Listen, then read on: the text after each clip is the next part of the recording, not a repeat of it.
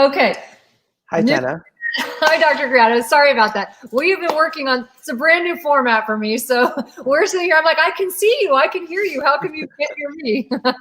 Okay, so here we are. Let me read you that. I'm sitting here thinking you are not on, but I was on, and it was actually you on and not me on. So hello, everybody.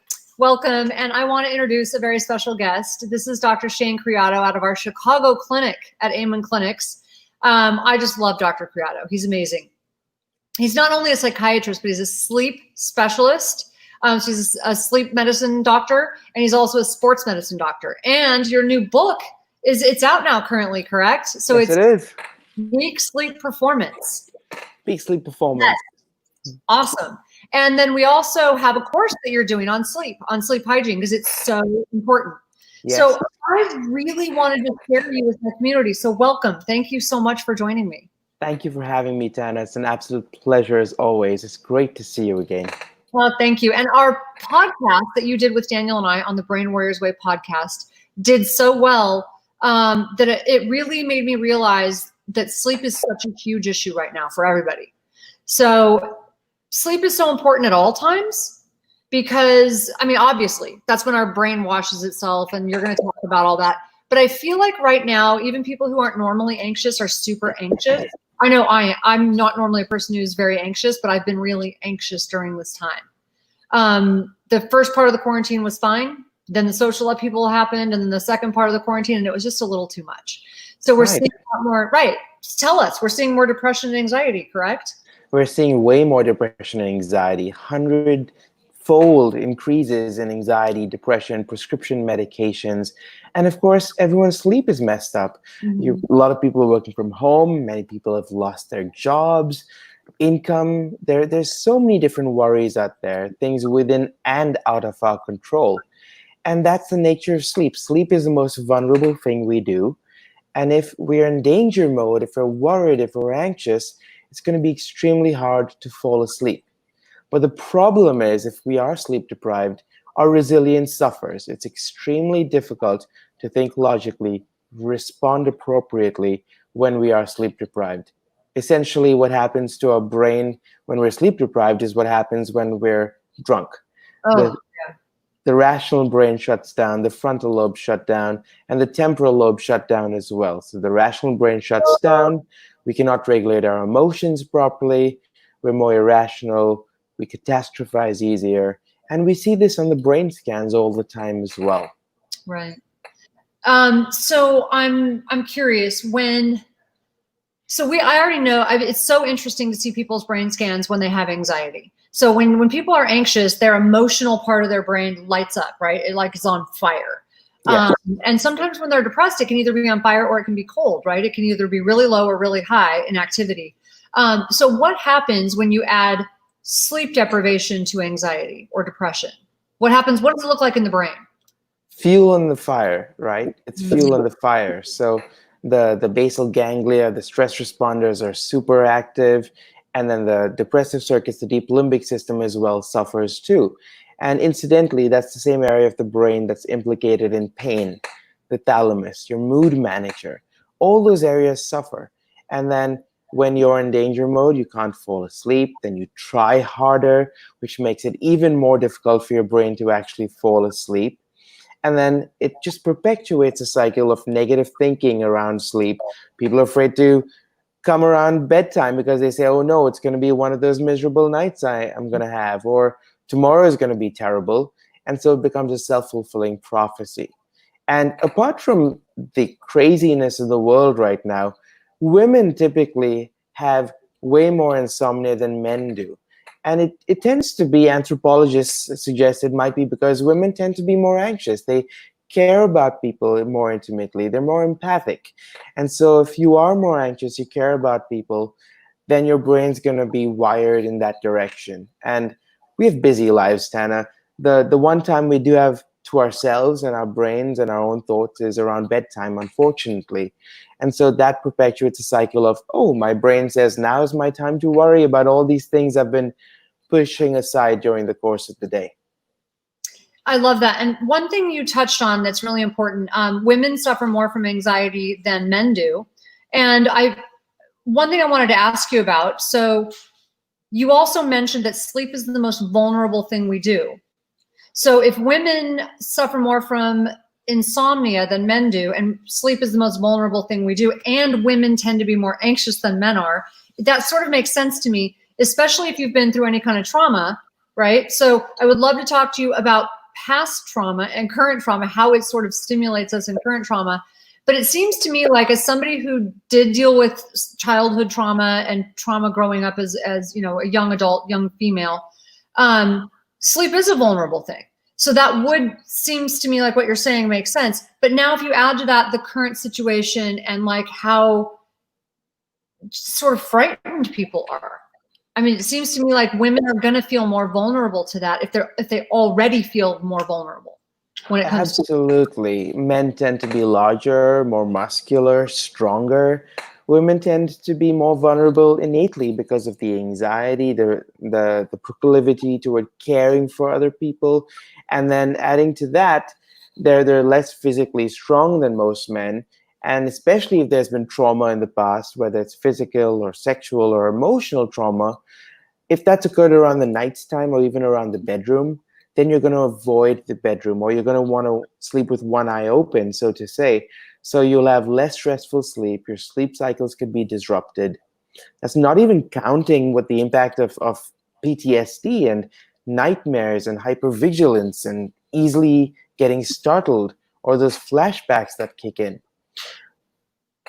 It just makes so much sense to me. So how is it different when you, not everybody who watches my show is female, but we do have a lot of females who suffer with insomnia. So curious what you would tell them, and what would be the difference? Is it different what you would tell men and women, or is it the same? And what would you tell us to do? It just depends on the person. There are a lot of guys who've been through trauma as well. And it's about tailoring our approach to the person's need. And that's what we've always done at Amen Clinics. So what I tell somebody who's faced trauma in the past is, if you're having active symptoms of frequent nightmares that disrupt your sleep, then it's a concern. If you are avoiding the bed or dread the nighttime directly related to that traumatic event, then it's a concern, and we need to look at PTSD, which needs to be treated first. Mm-hmm. But also, I encourage my patients who have any reason for being afraid of the bedroom, or afraid that night is going to be very bad, I encourage them to look at sleep as your mini vacation. It's your chance to get away from the worries of the daytime and kind of lock that in. Protect your sleep. Protect your bedroom environment. That is your safe space. And if you don't feel it's your safe space, we can work on creating that safe space for you. If it means you need to check the locks in your doors twice, that's okay. If it means having a baseball bat under your bed, that's okay too. Now you're speaking my language. Martial arts, baseball bat, whatever it takes. Right, exactly. Just avoid keeping guns near your bed when you're going to sleep. Oh, wow. Anyways, that's a whole other discussion. Just near the bed, because if people take Ambien or certain other sleep meds, they're more likely to sleep talk, sleep walk, and do things that they might not be aware of. So speaking of which, Ambien, that's a whole nother thing. So I know we've talked about to you on our podcast about how some of those sleep drugs can actually really make the brain not look too good on a scan, and what it looks like and how it affects people. I know about 15 years ago, I was prescribed Ambien when I was going through a divorce, and it was a really traumatic time in my life, very emotional. And it was so odd. The first day I didn't notice, I felt off and I didn't know why. I didn't put it together. And the second day I became bizarrely tearful. And I'm like, oh my gosh, the only thing different is this Ambien stuff. And as soon as I stopped taking it, it went away. But I've heard people say that Ambien can have weird side effects for them. Yeah, it can have really weird side effects. And a lot of the standard sleep medications have a black box warning. The FDA says this is a dangerous medicine. So they're only supposed to be used in very low doses for very short amounts of time, Tana, because the goal is to figure out what is causing the insomnia, what's triggering it, what's perpetuating it, rather than, oh, here's insomnia, so here's a medicine for you forever after. We don't do that with other things. We should not do that with other things. Right. If a car has hit you and you have a hip pain, you're going to get an X-ray. You're not going to assume that you need some Vicodin for it and get away with that. Right. No, I agree. What are some other things people can do? I love what you're saying about the sleep hygiene. Fix what's wrong with your bedroom. I know I've heard you say don't make your bed for sleep only, or sleep and sex. You said actually. Yeah. So a lot of people will be relieved to hear that.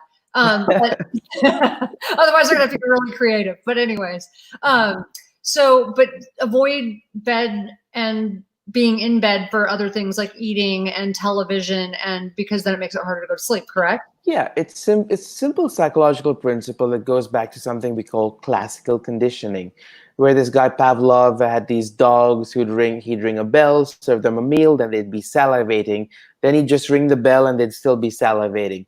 So essentially, when you do all those things in the bed, you're associating the bed with all those activities. And when you actually want to sleep, your brain will think, well, which thing am I supposed to do now? Am I supposed to read? Am I supposed to work on my laptop? Am I supposed to watch TV?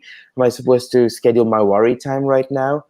And so it's simple psychological principles that we apply in cognitive behavioral therapy for insomnia. Insomnia is a lot of the time a behavioral issue. If we identify what we're doing wrong and also identify what we're doing right, change the things we're doing wrong, we're going to have a sustainable model to improve our sleep for the rest of our lives. And that has huge implications, not just for saying, yay, I'm managing to sleep better at night, but in terms of your hormone regulation, menopause, inflammation, your immune system, injuries, dementia, cancer risk, all those things. I love that. What are some natural supplements that you have found that you really like that help people a lot? Well, I have a lot of favorite supplements. I think melatonin is a great one. It's a very commonly available one, but it needs to be used in the right doses. So very low doses, maybe 1 milligram, 1.5 milligram, and 90 minutes before your desired bedtime. So you don't have that weird hangover effect the next day. Yeah, I think that's going to surprise people because I know I talk to a lot of women. I love melatonin, magnesium. That's my cocktail. But a lot of women that I know think they need to take higher doses. So can you sort of explain that? Right. So melatonin rises at night when the lights are supposed to be dim. Kind of like our biological rhythms work in synchrony with day and nighttime. That's the way it's always meant to be. So melatonin rises at night and it nudges our brain into sleepiness. It's not supposed to knock you out. So even 3 milligrams of melatonin at night increases your internal levels to 10 times of what's considered normal peak levels. So melatonin needs to be taken 90 minutes before your desired time, only to help nudge your brain into sleepiness. Not supposed to knock you out. A lot of people may make the mistake, Tanner, as you rightly said, taking really high doses because they say, wait, it's been 30 minutes or it's been 1 hour and I'm not falling asleep. Well, it needs more time, and you need a nice wind down routine before bedtime, before getting to the bed, because your brain is not a light bulb. It cannot just be switched on and off. Mm-hmm. So just like we have sleep cycles, we have wake cycles as well. It's important to have that fixed wake up time and a nice wind down routine before bed. So melatonin is one of my favorites. 5-HTP, which gets converted to serotonin, is another one. GABA is a great choice. L-theanine helps calm the nervous system down. Vitamin B6, those are some of my favorites. And magnesium, as you said.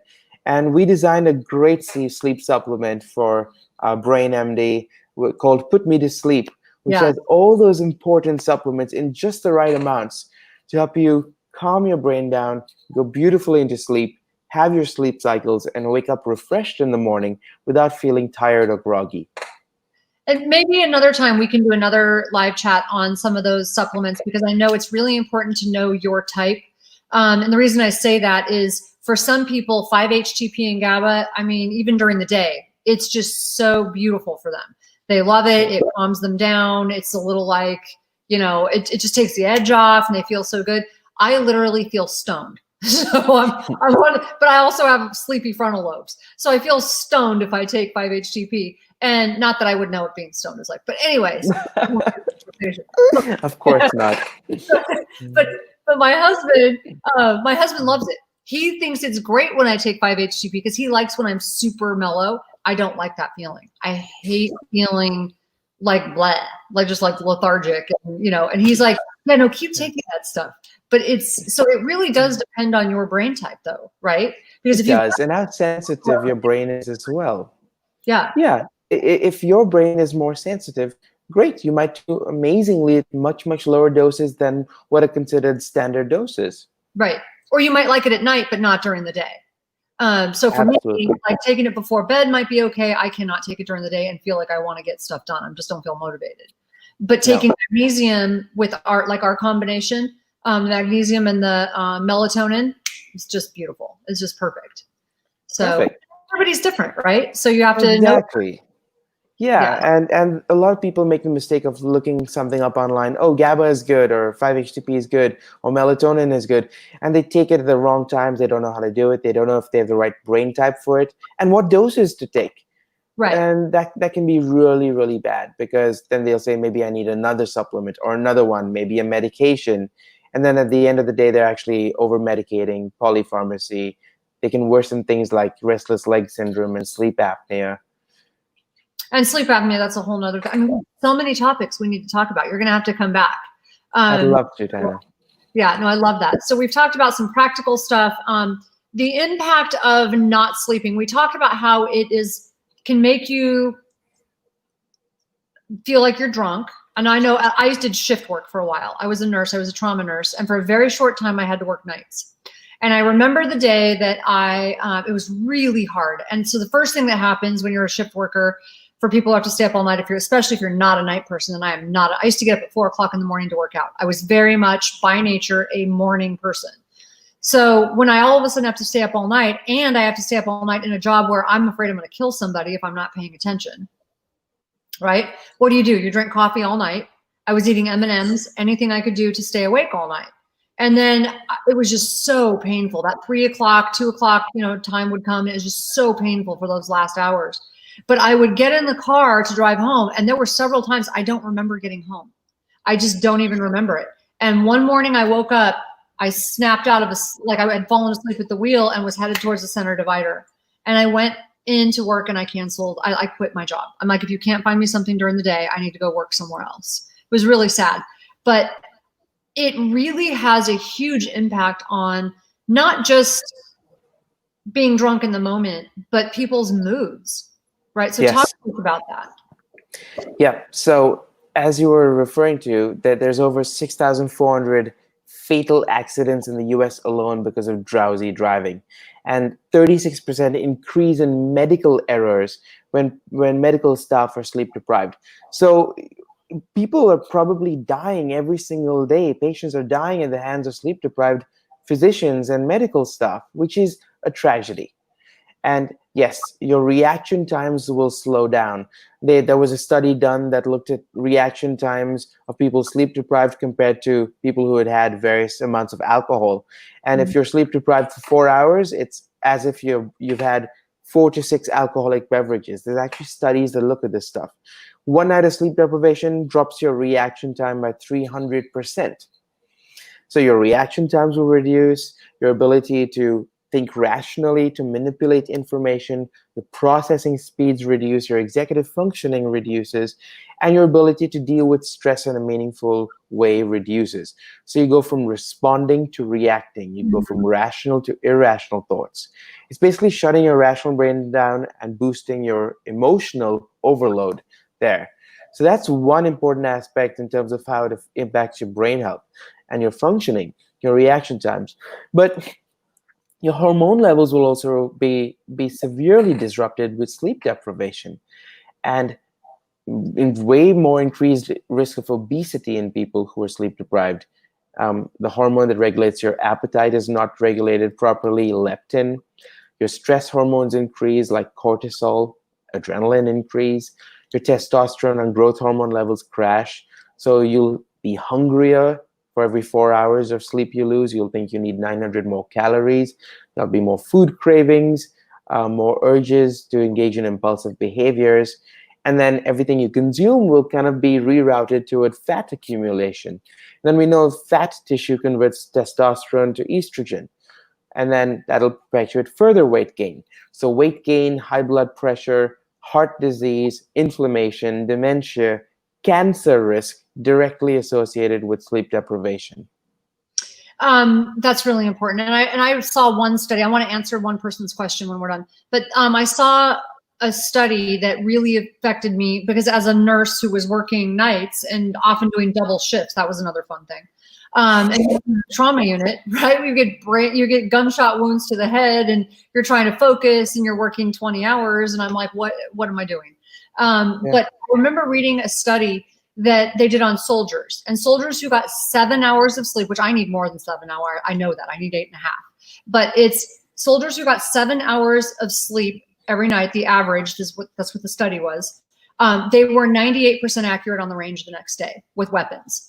But if they got 6 hours, one less hour of sleep, it dropped their accuracy by like 28%. And then 5 hours was less than 50%. 4 hours was like 15%. So it was crazy. Like 4 hours was like they were dangerous. But I mean, 50% is pretty dangerous too. So I argue that's pretty bad. 2 hours less of sleep made them dangerous on the range. So it's really important. And there's one question here from Heather, and she wants to know what she can do to prevent or to stop waking up in a panic in the middle of the night. So if she goes to sleep and she's waking up in a panic post-trauma, so some traumatic event, waking up in a panic. So what she's been doing is going to bed after midnight and hoping that works. But the problem is she then wakes up tired anyways. Okay. So if it's directly related to trauma, and if the trauma was at night around the bedroom, that needs to be dealt with in terms of evaluations for PTSD, and then doing things like EMDR, trauma-focused CBT, to first of all reduce those symptoms. Now, of course, she can also things in her hand, make sure the bedroom is a safe place. She's locked her doors, and then she knows that it's safe. She has a bed partner who's there, who's a protective person, presence in her life. That's also going to be good. But I'd say work on wind down routines that involve meditation and calming those emotional circuits down. So if it means meditation, sleep stories, that's great. Do it. You'll be able to fall asleep okay. And if you are waking up in a panic, that's okay. Get out of bed, read a boring book, listen to some meditation again. Whatever meditation works best for you, keep practicing that. Once you're calmed down again, then get back to the bed. Because if she's waking up in the middle of the night in a panic and then staying there in a panic, sweating, anxious, then she's associating the bed with worry, with anxiety. And then at night when she's supposed to go to bed, she's already going to be dreading that. Because now the bed is a place of danger and anxiety, not safety. So getting out of bed, doing something relaxing, then going back to the bed helps break that cycle over time. I like that a lot. I don't know what your thoughts are on this, but the idea of sort of being afraid to go to sleep, I know that's very common for adults, and sometimes I think that starts in childhood. So my new book coming out in January is called The Relentless Courage of a Scared Child, and it's about overcoming, trauma, anxiety, and grief, and basically in life, and not being a victim to it. But as a child, I was a latchkey kid. I was home alone a lot. And terrified. Some like bad stuff happened in my house growing up. People, that happens to a lot of people. I'm not unique in this. There's a lot of latchkey kids, a lot of people who grow up poor, single working mothers. It's a common thing. But one thing I had, and my mom, someone would have called CPS on her now, but I loved it at the time, was that we had a big German Shepherd that I just loved. And there's something, I still have a thing about these dogs, about I need to have a big dog in my house. I just love having big dogs. I don't know what your thoughts are. Have you noticed that pets help people sleep better, or having a dog in the house helps people settle their anxiety, or is that not a good thing? Oh, you've lived through that, so you know it's been helpful for you. And that was your anchor. Despite the stormy sea of your life, despite what's happening there, that German Shepherd was your anchor. That was your safety. That was essentially your safety blanket. So nothing wrong with a safety blanket. Yeah, I say he was the most predictable, consistent male in my life. Don't tell Daniel that. No, not now, but then when I was a Not kid. now. Good. So if people feel that a particular dog, a pet is really helpful for them to feel safe and fall asleep, that's great. But if you have a rambunctious dog jumping up and down and disrupting your sleep, it's not a good idea. Right, right. No, I keep my dog in the room, but not on my bed. So I Perfect. still have to have big dogs. It drove Daniel crazy when I met him. I had this monster of a dog. He's like, that's just a little too big for me. We can go back to the shepherd, but that's about as big as I can go. So Right. it made me feel safe about it. Just as sort of a side note, because I wonder if for some females that can be a comforting thing. If they're alone, they live alone. If it's comforting and the pet is on the floor or in the bed but doesn't disrupt your sleep, by all means, go for it. Okay, so my thought, I just want to see what else everyone is saying. Oh, someone said congratulations on the book. Thank you so much. Before bed, she loves doing prayer meditation. Me too. I do prayer meditation and grounding, which is what you were just talking about. Yeah. I know light therapy. She said light therapy. And also I know a lot of people like those diffusers for aromatherapy. Yes. Any evidence of that working, or is that more of a personal thing? Lavender. Lavender can be particularly helpful. Okay, good. Excellent. Yeah. I think we're actually, are we close to the end of our time? We are close to the end of our time, and it feels like it went so fast. So could I have you back? Because I feel like there's so much more to talk about. I'd love to, Dana. Thank you so much for this opportunity. Congratulations on this new series. I think you're going to reach so many people and help so many people. Building resilience is what life is all about. Thank you for your time. Creado. So we have about 1 million topics on sleep, and it's one of the things I've done a ton of blogs about. I'm like literally, I'm so high maintenance when it comes to sleep because I'm so serious about it. But there's so many things. It's not just trauma, anxiety, which is what we're focusing on right now, but there's medications people take that affect their sleep. There's, I mean, we could go on and on and on, like me being high thyroid, or people who are on heart medication, or there's so many things we need to address with sleep. And so I would just love to welcome you back if we could do this maybe again in a month. Sure. Sounds good to me. There's a lot of misinformation on the internet as well. Sleep hygiene does not work for every single person. I advise strategic napping to many of my high performers as well. So strategic napping is extremely beneficial, whereas sleep hygiene says avoid naps at all costs. So there's a lot of misinformation out there. I think you will be a great person to advocate for sleep and understanding exactly what is right and what is wrong, and how to help people navigate various problems that overlap with sleep, like Parkinson's and mental health issues. Now, I know your course, that they can find your course at Amen University, right? Overcoming Insomnia is the name of the course. And I know it goes really into depth about everything we're talking about and about 100 times more. And also your book, Peak Sleep Performance. Peak Sleep Performance for Athletes. Yeah. Oh, that's more for athletes. Okay. It's all the skills I use with my athletes on optimizing their sleep that's available to anybody to access. So it could benefit anybody and everybody. Okay. So just for everybody listening and watching, if you're having trouble with sleep or you know someone who is, this is really affecting your life, Dr. Creado is just an amazing human being. He's one of our doctors at Amen Clinics. He's out of our Chicago clinic, and you can find him there. And please check out his course on Amen University. You can go to our website, go to Amen University, and find him there. So thank you so much, Dr. Creado. As always, it's just always informative and a pleasure. Thank you, Tana. Thanks, Doc. Just we go out here.